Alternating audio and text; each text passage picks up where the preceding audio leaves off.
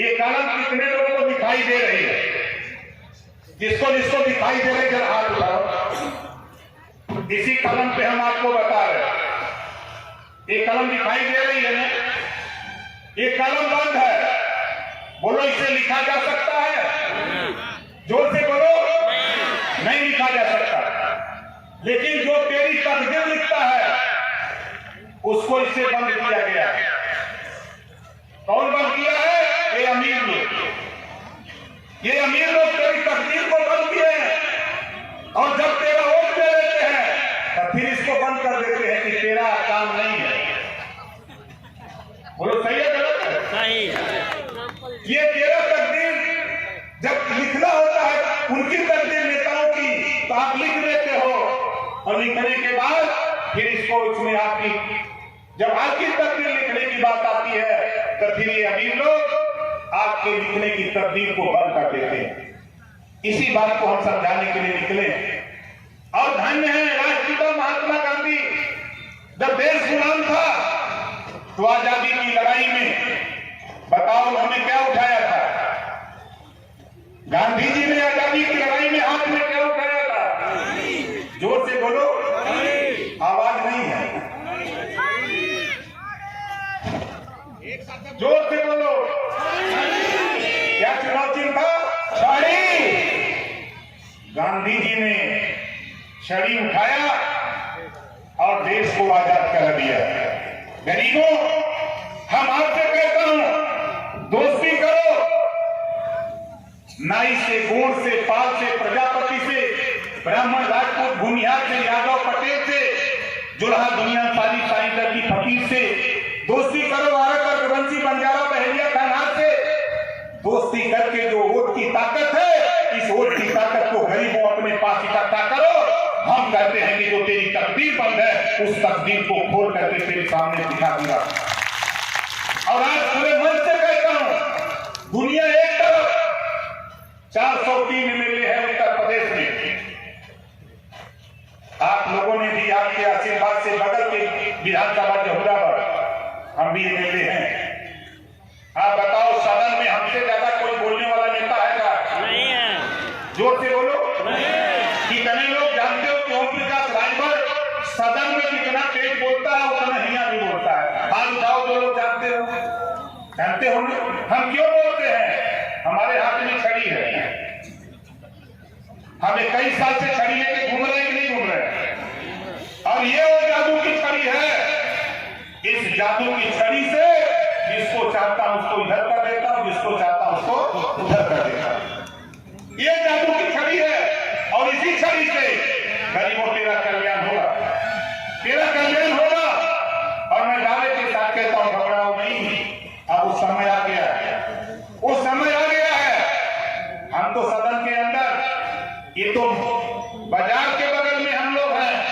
सदन के अंदर यहाँ जितने लोग आए हो आप बताओ तेरी आवाज आपने वोट तमाम लोगों को दिया।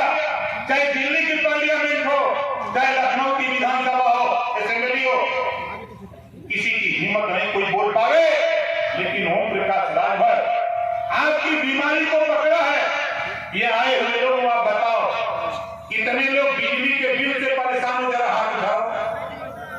दोनों हाथ उठाओ। बिजली दिखाई दे रहा है। ये मत सोचना कि हाँ हाथ उठाते हो रतनपुरा में तो खाली रतनपुरा नहीं दिखाई देता है। सबकी निगाहें ओम प्रकाश राजभर की मीटिंगों में लगी हैं। सबकी निगाहें ओम प्रकाश राजभर की मीटिंग में है। इनकी मीटिंग में कौन लोग आते हैं? यहाँ कितने लोग आए हो? आप बताओ कितने लोग अपना पैसा लगा के आए? हाथ उठाओ। हमारे पत्रकार भाई लोग सोचते होंगे कि नेता पैसा दे देते। गांव गांव से चंदा मिला 4000, 3000, 3500, 3200, 1800। हमारे नेता जो गांव गांव घूम करके गांव में समझाकर चंदा मांगते थे, मांग करके उनको बताते थे। उन साथियों ने मुझे सूचना दिया कि नेता जी आप घबराओ नहीं, आप कार्यक्रम हम लोग सफल करके दिखाएं।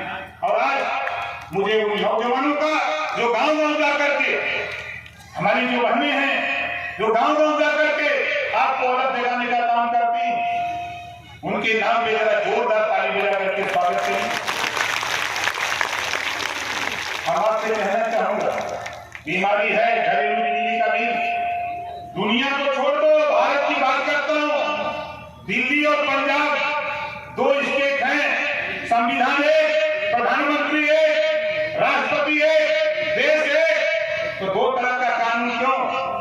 पंजाब और दिल्ली में घरेलू बिजली का बिल माफ है और उत्तर प्रदेश में भी घरेलू बिजली का बिल माफ होना चाहिए। वो माफ होना चाहिए कि नहीं होना चाहिए? होना चाहिए। ये आवाज कोई नेता बोल सकता है? खाली नेता लोग होकर सिखाई ओके गरिया ओके गरिया हो तुम। अरे जनता को सुनो, जनता की बीमारी को पकड़ो, इस बीमारी को सदन में बोलो। ये बात मैं क्यों कर रहा हूं? 18 जुलाई 2023 को दिल्ली में माननीय नरेंद्र मोदी जी के सामने मैंने कहा कि मैं गांव-गांव, गली-गली, जिले-जिले घूम करके पता किया हूं प्रधानमंत्री जी, मैंने पाया हूं कि आप देश में अमीरों का कर्जा माफ कर देते हो, मैं गरीबों के बीच में जाता हूं, गरीबों के घरेलू बिजली का बिल आप माफ कर दो, आपका जय जयकार करेगा पूरा देश। बोलो सही कहा कि गलत कहा? कितने लोग चाहते हो कि माफ हो जाए? चाहते तो सब लोग हो, चाहते सब लोग हो। हम आते हैं तो याद आ जाता है, हम चले जाते हैं तब नहीं, भूलते नहीं हो, मुझे पता है भूलते नहीं हो। और मैं आपसे कह रहा हूं कि देखो 18 जुलाई 2023 को दिल्ली में प्रधानमंत्री जी के सामने मैंने कहा जो आपकी बीमारी को पकड़ा, वो बीमारी क्या है? या कितने लोग आए, कितने लोग शराब बंद कराना चाहते हो? दोनों हाथ उठाओ। देखा जो पिया था वो नहीं उठा हुआ था। बंद होना चाहिए कि नहीं होना चाहिए? दोनों हाथ ऊपर करके जो लोग चाहते हैं कि बंद होना। ये बात मैं क्यों कह रहा हूँ? ये बात मैंने देश के प्रधानमंत्री जी के सामने 18 जुलाई 2023 को मैंने प्रधानमंत्री जी के सामने कहा कि मान्यवर, जब देश की आजादी की लड़ाई हो रही थी तो चाहे राष्ट्रपिता महात्मा गांधी जी हो, चाहे सरदार वल्लभ भाई पटेल जी हो, चाहे छत्रपति, हमारे जितने भी महापुरुष थे, सभी लोगों ने ये कहा था गरीबों के बीच में कि देश जिस दिन आजाद होगा, अपनी सरकार होगी तो देश में सरकार बंद होगी। लेकिन माननीय प्रधानमंत्री जी, गुजरात में शराब बंद हो गई, बिहार बंद हो गई, पांडिचेरी बंद हो गई, तो उत्तर प्रदेश में भी शराब बंद होना चाहिए। इस बात की लड़ाई ओम प्रकाश राजभर लड़ता है। तो बताओ सही कहा कि गलत कहा? कितने लोगों को सही लगा? सही लगा? अपने प्रधानमंत्री जी के सामने 6 बातें रखी है। उन्होंने कहा कि अच्छा नेता बताओ रुपया कहां पाते हो? उन्होंने पूछा कि आंदोलन के लिए पैसा कहां से आता है? हमके गरीबों का आंदोलन है, गरीब देता है। उन्होंने यकीन नहीं किया।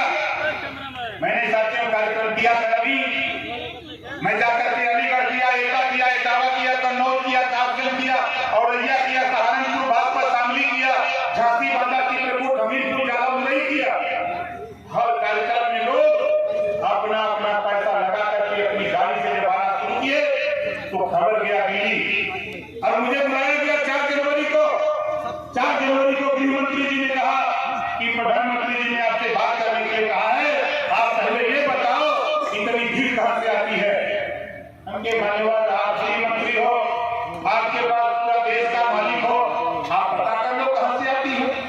मैं नहीं, आप बताओ। हमने कहा कि ये गरीब अपनी लड़ाई लड़ना चाहता है, इसको रोजगार नहीं मिल रहा है, इनके बेटों को नौकरी नहीं मिल रही है, हमारे नेता भाषण देते हैं। बताओ ये बात मैंने सही काम से गलत कहा? सही काम।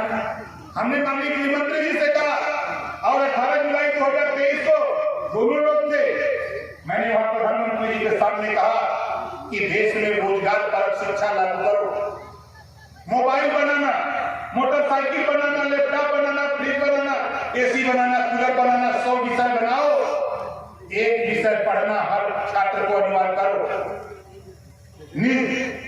एक विषय हर बच्चे को पढ़ना अनिवार्य करो, रोजगार परक शिक्षा देश में लागू करो। उन्होंने कहा इससे क्या होगा? हमने कहा जिस बच्चे को 4 साल 5 साल मोबाइल बनाने सिखाया जाए, पढ़ाया जाए, या मोटरसाइकिल या फ्रिज बनाने सिखाया जाए, पढ़ाया जाए। जब वो विद्यालय छोड़ेगा बच्चा, तो जिस दिन वो अपने गांव जाएगा, अपने आसपास बाजार